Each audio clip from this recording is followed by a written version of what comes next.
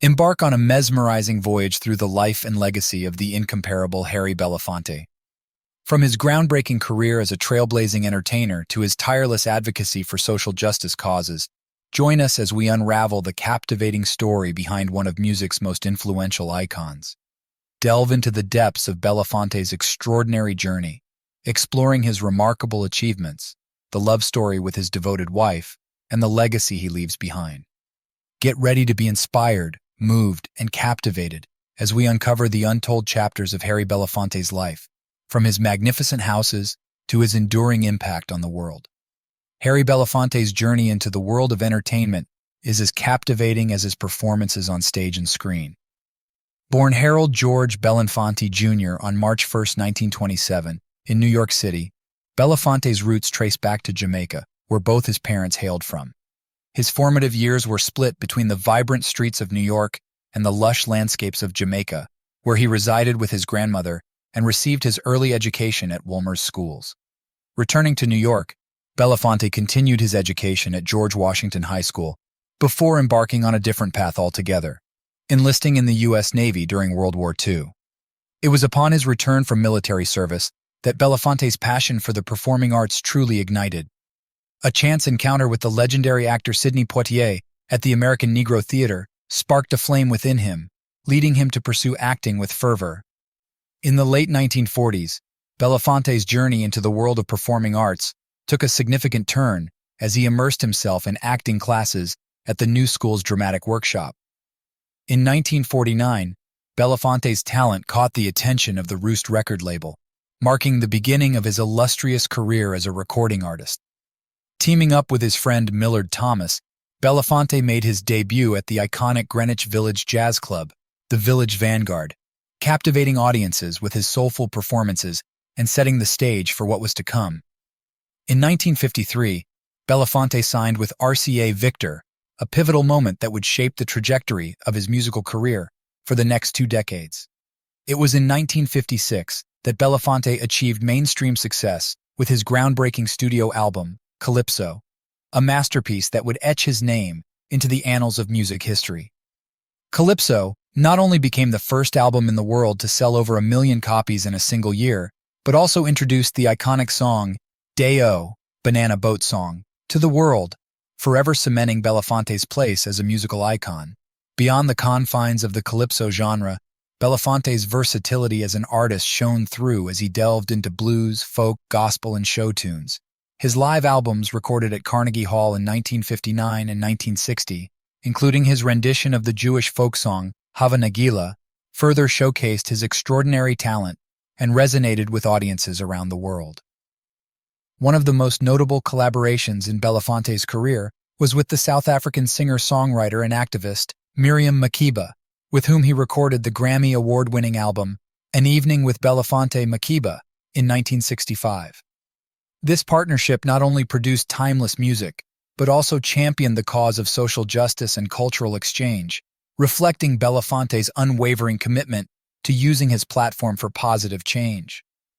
Belafonte's musical journey took a different turn in the 1970s as he released his final Calypso album, Calypso Carnival, in 1971. While his recording career may have slowed down during this decade, Belafonte's passion for music remained undiminished as he embarked on tours around the globe, sharing his soul-stirring melodies with audiences far and wide. In the mid-1980s, Belafonte experienced a resurgence in his musical career with his involvement in the charity supergroup USA for Africa, which aimed to combat famine in Africa through the power of music. This initiative not only showcased Belafonte's enduring commitment to humanitarian causes, but also reignited interest in his music on a global scale. Additionally, Belafonte's foray into scoring the musical film Beat Street further solidified his status as a multifaceted artist with a knack for blending diverse musical influences into his work. In a poignant return to the recording studio, Belafonte signed a record deal with EMI and released his first album of original material in over a decade, Paradise in Gazankulu.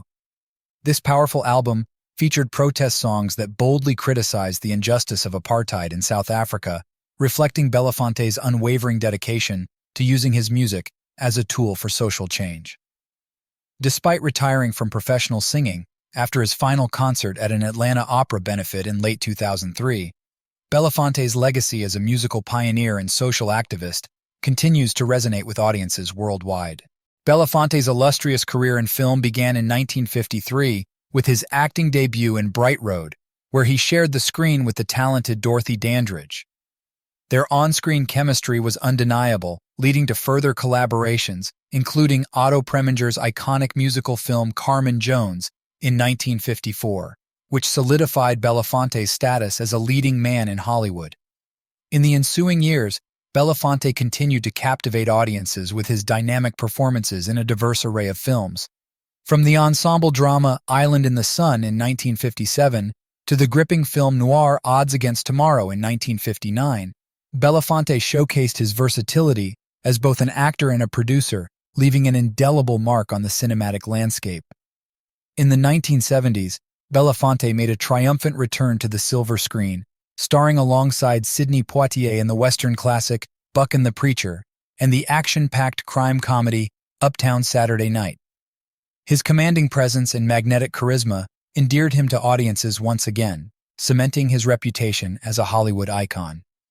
In the latter part of his career, Belafonte continued to tackle challenging and thought-provoking roles, including his powerful portrayal in the racism drama White Man's Burden in 1995 and his memorable turn in Robert Altman's jazz-age crime film Kansas City in 1996. His performances in Emilio Estevez's Bobby and Spike Lee's BlacKkKlansman further solidified his legacy as a formidable actor capable of bringing depth and authenticity to any character he portrayed. Belafonte's commitment to social justice and human rights was deeply ingrained in his personal and professional life. Inspired by the trailblazing activism of his mentor, Paul Robeson, Belafonte dedicated himself to using his platform to effect positive change in the world.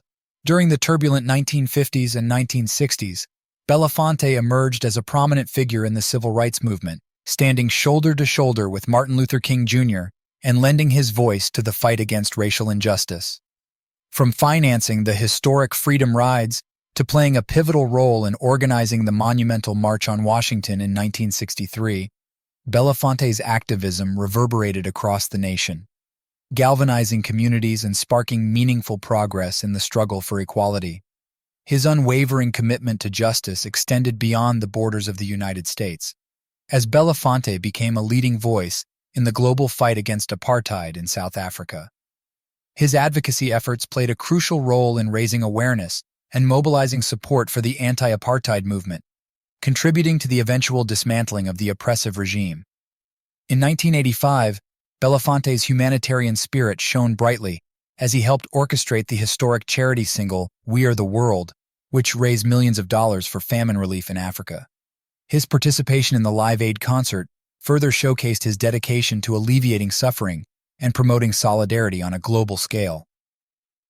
Named a UNICEF Goodwill Ambassador in 1987, Belafonte continued to champion humanitarian causes, focusing his efforts on addressing issues such as child poverty and HIV/AIDS in Africa. Belafonte's personal life was marked by a series of marriages and family bonds, reflecting the complexity of his journey as both an artist and an activist. His first marriage to Marguerite Bird brought two daughters, Adrienne and Sherry Belafonte, into the world, before the couple parted ways in 1957. He then found love with dancer Julie Robinson, with whom he shared two children, David and Gina, during their 47-year union. Despite the dissolution of their marriage in 2004, their familial bond remained strong. In 2008, Belafonte embarked on a new chapter of his life with photographer Pamela Frank, whom he married. Their partnership added another layer of richness to Belafonte's life, reflecting his capacity for love and connection, even in his later years. Beyond his personal relationships, Belafonte's entrepreneurial spirit led him to co-found the lavish private community of Belnum on the Caribbean island of Bonaire in the 1960s, alongside Maurice Neme. This endeavor not only showcased Belafonte's vision for community development, but also provided a sanctuary for hundreds of individuals seeking a slice of paradise. Belafonte's passing on April 25, 2023, marked the end of an era for the world, as it bid farewell to a legendary figure whose impact resonated far beyond the realms of music and film. His enduring legacy as a champion of social justice and human rights continues to inspire future generations to strive for a more equitable and compassionate world. Harry Belafonte's battle for equality extended beyond the stage and screen and into the heart of New York City's real estate landscape. In 1958, he faced discrimination when trying to secure a place to call home for his family. Despite his fame and fortune, a landlord named Ramfis Trujillo refused to rent an apartment to Belafonte solely because of his race. This blatant injustice caught the attention of none other than former First Lady Eleanor Roosevelt, who penned an op-ed expressing her dismay at the discrimination Belafonte faced. Undeterred by this setback, Belafonte refused to accept defeat and instead devised a bold and ingenious plan to not only secure housing for his family, but also to challenge the discriminatory practices of the landlord. With determination and resolve, Belafonte, along with some partners, formed a discreet corporate entity and purchased the entire building where he had been denied residence. Transforming the building into a co-op open to all applicants, Belafonte ensured that discrimination had no place within its walls. Singer Lena Horne soon joined the community, and Belafonte himself took up residence in a grand apartment on the 5th floor, adorned with masterpieces by renowned artists. Belafonte's home became a hub for the civil rights movement, where luminaries such as Dr. Martin Luther King Jr. and John F. Kennedy gathered to strategize and inspire change. For over 5 decades, Belafonte nurtured this space, fostering a spirit of inclusivity and activism that reverberated far beyond its walls. In 2005, Belafonte made the decision to part ways with his cherished home, listing it for sale for $15 million. Ultimately, the apartment found a new owner in Abigail Disney, marking the end of an era, but leaving behind a legacy of resilience, courage, and unwavering commitment to justice and equality. Harry Belafonte's connection to the Caribbean extended beyond his activism and music career to his personal life. In 1982, he made a significant investment in the form of a 3.3-acre property nestled on the picturesque island of St. Martin. This idyllic retreat served as a haven for Belafonte and his loved ones, offering respite from the demands of his busy life in the spotlight. Over the years, Belafonte cherished countless moments spent on the island, surrounded by the natural beauty and tranquility of the Caribbean.